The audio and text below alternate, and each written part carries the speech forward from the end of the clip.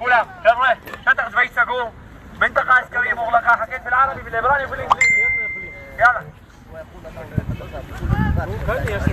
يوفي قنابل تخوكيت مظاهره غير قانونيه. منطقه عسكريه مغلقه. بطلب من كل مصورين وكيف الدوار يصور كيف بدا كيف بدا. بس حس حول حجار. دير بالك على راسك على راسك بس تاخذ لك هواي. بتسوي لك حجار دير بالك.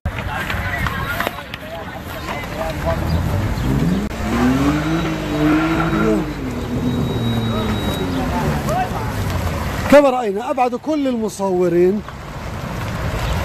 أعلنوا المنطقة منطقة عسكرية مغلقة. هذا إجراء طبعا يعني تعسفي وغير قانوني. هو بكل بساطة من خلال هذا الإعلان يمنع وجود صحفيين، يمنع وجود تغطية، ويمهد لقمع المتظاهرين. العملية قمع مستمرة على الجانب الآخر. نحن انشغلنا بهذا الضابط، ولكن هناك كما ترون الغاز يطلق بكثافة ومستمر. الجنود توغلوا داخل مدينة البيرة، والعملية يعني لا زالت مستمرة. الشبان كر وفر، ها هم الآن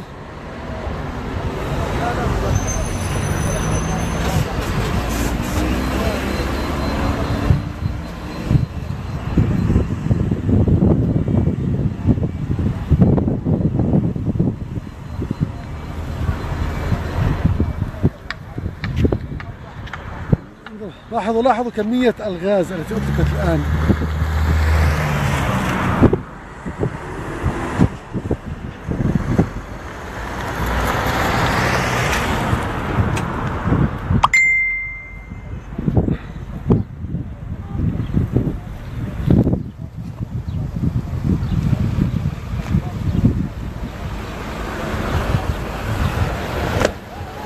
الآن الساحة، الآن الشارع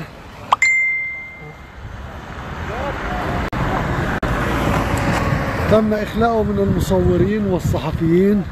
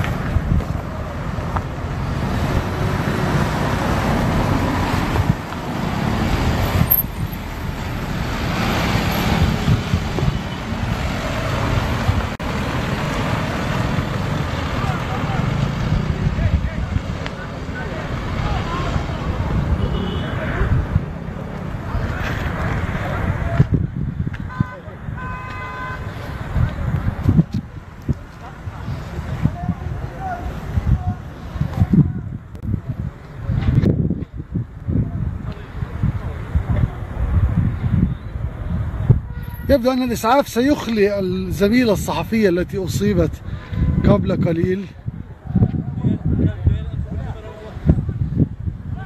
تم استهدافها بشكل مباشر ومقصود، وتم توثيق هذا الشيء.